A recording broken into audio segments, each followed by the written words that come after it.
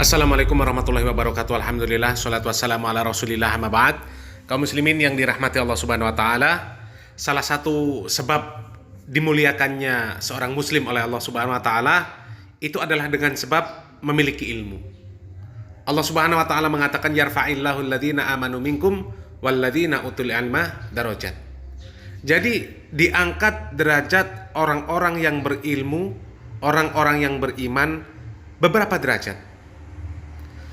Akan tetapi kaum muslimin yang dirahmati Allah subhanahu wa ta'ala, ada sebuah video di mana seorang murid Habib Bahar yang menyampaikan perkataan Habib Bahar bahwa belajar dengan satu Habib, belajar dengan satu Habib yang jahil, Habib yang bodoh, itu perbandingannya sama dengan belajar dengan 70 kiai yang alim.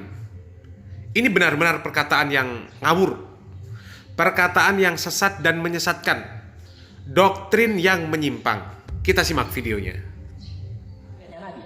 Waktu saya masih di Habib Bahar sering bilang, belajar sama satu Habib sama ukurannya belajar dengan 70 kiai. Betul nggak, Habib? Satu Habib, walaupun Habibnya jahlun, maksudnya bodoh, kata Habib Bahar, itu ukurannya perbandingannya amat 70 kiai yang alim. Itu ukurannya perbandingannya amat 70 kiai yang alim. Itu ukurannya perbandingannya amat 70 kiai yang alim.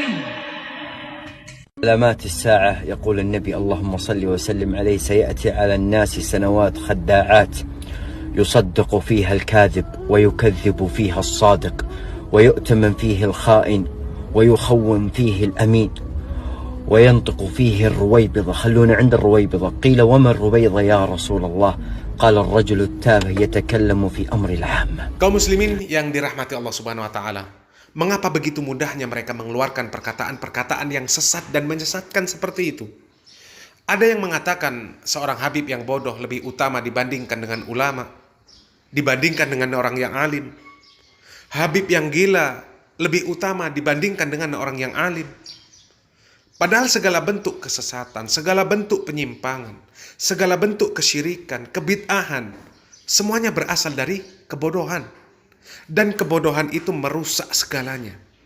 Bagaimana bisa kemudian orang yang bodoh dikatakan lebih utama dibandingkan dengan orang yang alim?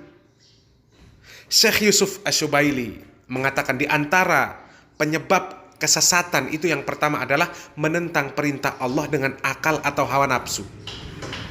Tidak mau menerima dan tunduk kepada aturan Allah subhanahu wa ta'ala. Kemudian di antara penyebab kesesatan yang lain adalah terjatuh di dalam khilaf yang tercela. Seperti apa contoh khilaf yang tercela? Yang pertama, contoh khilaf yang tercela itu terjadi di dalam masalah yang sebenarnya sudah ada dalil yang tegas, atau sudah terdapat ijma' para ulama. Sudah ada dalil yang tegas, sudah ada ijma' para ulama, kemudian masih juga diperselisihkan.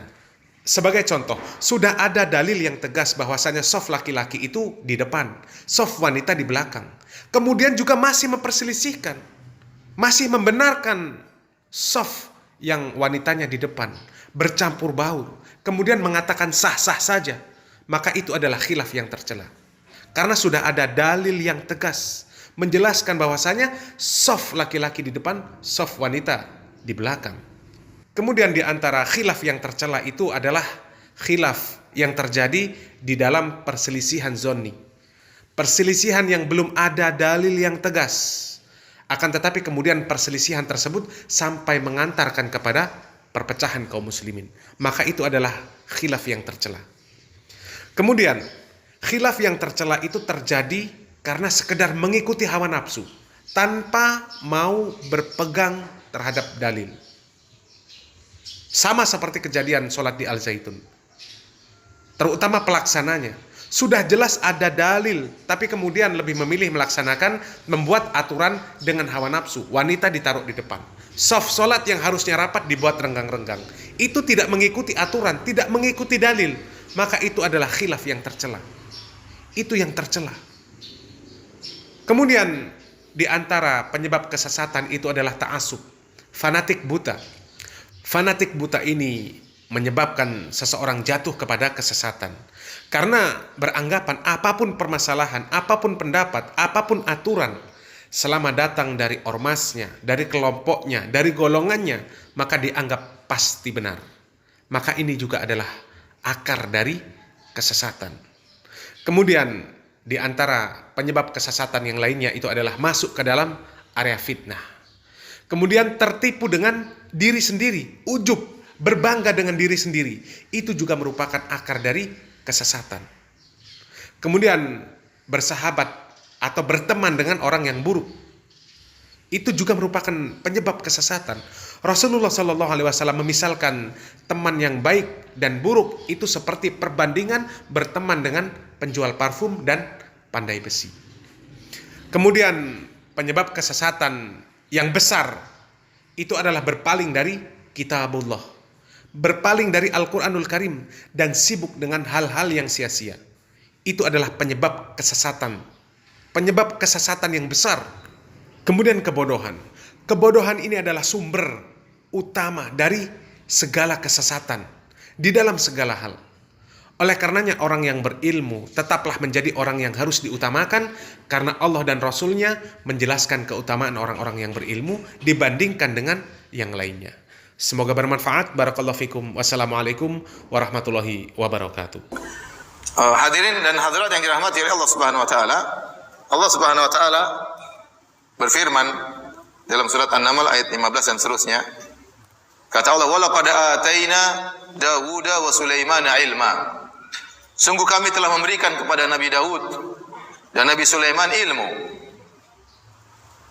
Padahal yang Allah berikan kepada mereka berdua banyak, bukan cuma ilmu ya. Harta, kekayaan, kerajaan, tapi Allah khusus menyebutkan tentang ilmu. Karena ilmu ini adalah anugerah yang sangat spesial. Anugerah yang sangat spesial. Wa qala alhamdulillahilladzi faddalana ala katsirin min ibadihil mu'minin.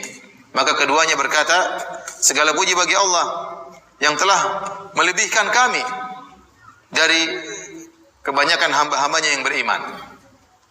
Jadi hamba-hamba Allah yang beriman ada, dan ada yang dilebihkan di antara mereka spesial, yaitu yang beriman dan berilmu. Beriman dan berilmu. Maka Nabi Sulaiman dan Nabi Daud mensyukuri Allah dengan nikmat ilmu. Wa qala, dan mereka berdua berkata, alhamdulillahilladzi faddalana ala katsirin min ibadihil mu'minin. Segala puji bagi Allah yang telah memuliakan kami, melebihkan kami berdua, Daud dan Sulaiman, di atas kebanyakan hamba-hamba Allah yang beriman. Hamba-hamba Allah yang beriman itu dituntut seorang berusaha beriman, tapi iman dan ilmu itu lebih lagi, ya. Makanya Allah berfirman, yarfa'illahu alladhina amanu minkum walladhina utul ilma darajat. Orang-orang beriman diangkat derajatnya oleh Allah, dan orang yang berilmu lebih lagi di atas orang beriman, beberapa derajat.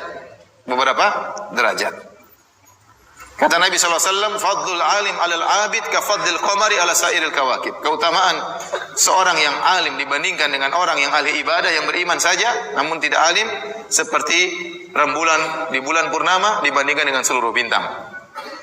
Bintang jumlahnya banyak, tapi yang punya pengaruh untuk manusia di bumi adalah rembulan yang beri cahaya, penerangan kepada penghuni di bumi. Ya. Jadi seorang alim yang beriman kepada Allah lebih baik daripada ribuan ahli ibadah. Karena seorang berusaha untuk menyisihkan waktunya menuntut ilmu agama. Dan Nabi SAW mengatakan, ya innal anbiya lam yuwarrithu dinaran wala dirhaman.